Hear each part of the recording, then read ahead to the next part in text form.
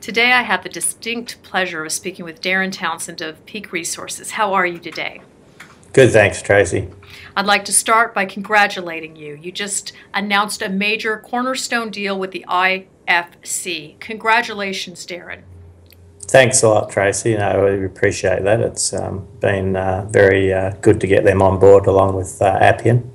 All right, so let's start. For those out there that may not understand the Peak Resources story, one of the reputed to be the fifth largest deposit outside of the People's Republic of China for rare earths. Let's start at the top.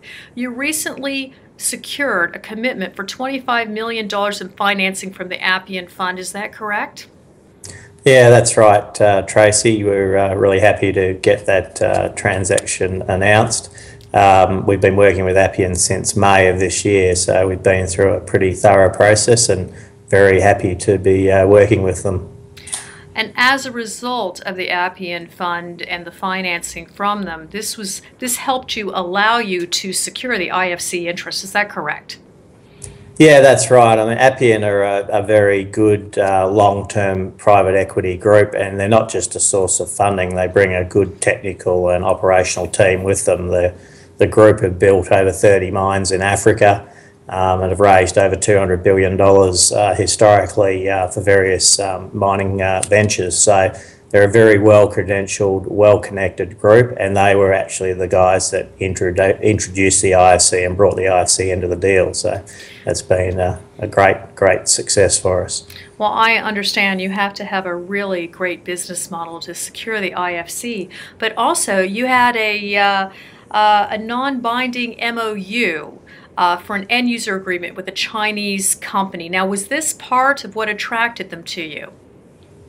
I think the main thing that's attracted both Appian and the IFC is just the high grade of the ore body, the fact that 71% of our revenue comes from neodymium, praseodymium, and also our simple mineralogy. We're quite unique in that, although we're a simple sort of bastnasite deposit, but Mother Nature's already done a lot of the hard work, so it's taken away basically the carbonate, the phosphate minerals. So we've got a very simple ore body. That's the main driver, but obviously a key thing will be in getting offtake in place. So we're actually in the process of appointing a full-time marketing manager at the moment to continue to drive our discussions in Europe and also in China and Asia in general.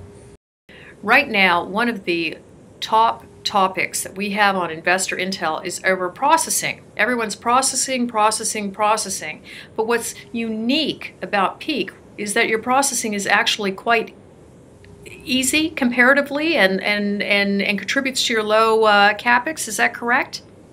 Yeah, that's right. I mean, rare earths still in general compared to gold and copper, etc., is still, at the more complex end of the processing scale.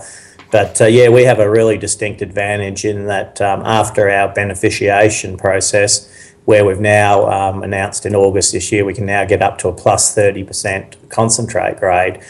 We go into a very simple acid leaching process, plastic tanks, pumps and filters, and we're at the stage now where we've only got 5.5 dry tonne an hour of material coming out of our beneficiation circuit to go into that next stage of the processing. So as you can imagine, that makes things a bit more modular, and we'll look at some more kit form processing designs. So none of that's been factored into our already low OPEX and CAPEX in our PFS.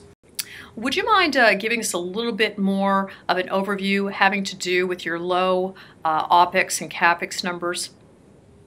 Yeah, sure. I think one of the big drivers for us is obviously head grade. We've got a very high head grade, particularly in the first 20 odd years. This is depending on what scenario, we're looking at a 40 or a 58 year type mine life. So it's a long life project. But yeah, plus 5% head grade for the first 20 odd years. The simple mineralogy, the fact that we don't have to get rid of the phosphate and carbonate minerals. Mother Nature's already done all that heavy lifting for us. So all we've really got to do in our beneficiation process is get the iron sort of out of the system and a little bit of barite. So that makes things a lot easier. And we're also very low in uranium and thorium. We're only 14 ppm of uranium and 51 ppm of thorium in the reserve, which is very, very low for a rare earth deposit. That gives us a major advantage in terms of not having to, have expensive processes for dealing with radionuclides. I noticed one journalist described your processing methods and, of course, brought up the fact that the mineralization is not radioactive, but said that you had a simple processing method. Can you explain to us what that is? Yeah, so we've just got standard beneficiation on the front of the circuit. So we've got magnets and flotation cells. We're sort of looking at where we can further simplify that down to just pure flotation at the moment. So we've got quite a bit of test work going on here in Australia at the moment, and also we've got some programs going on up in China that'll start shortly to really optimise our already very good beneficiation breakthrough results. So we'll continue to do that. But then the second part of the circuit is the simplest for, in terms of its plastic tanks, pumps and filters. So that makes life pretty simple. And then we finish off with a standard SX process on the end. So that's really the first two stages in particular are very simple. So can you, for some of our audience that may not appreciate all the benefits of being in Tanzania, could you just briefly tell us, for those of us in the rare earth industry that love magnet materials, why being there is such an ideal location? Yeah, it's a great location. There's some very good port facilities there. So the access to markets in China, Asia and Europe are very easy access from where we are. So quite short sailing times to all of those markets. I read that you're working towards a pilot plant. Can you give us an update on that? Yeah, sure. We'll be piloting the various processes in 2015. So we're just getting ready for all the design work, etc., and optimization before we go into that. So we'll be doing that through the course of 2015. So just to recap, you have revenue, or you have funding right now. Is this correct?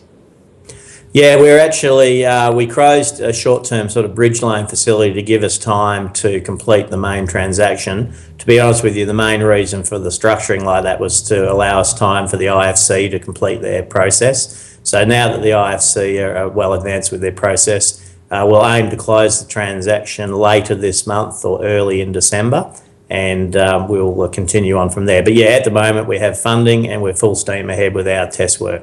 Well, thank you so much for the update and also telling us what we should expect next. Usually I ask that question, but just to complete this update for our audience, we have discussed your magnet materials. Can you just explain what it is that Peak Resources has?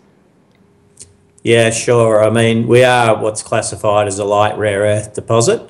But I think there's been some pretty misleading interpretations of the various types of metals, etc., in the marketplace. The key thing now is to have an alignment with the magnet metals, the neodymium and praseodymium, and we're very lucky because of our high grade and high proportion of those. They actually are 71% of our revenue stream, and we're very happy to be aligned with those markets because at the moment they're a 7% per year compound annual growth market, and we can come in with our production and not even fill 1 year's demand growth. So we think it's an easy entry point for us.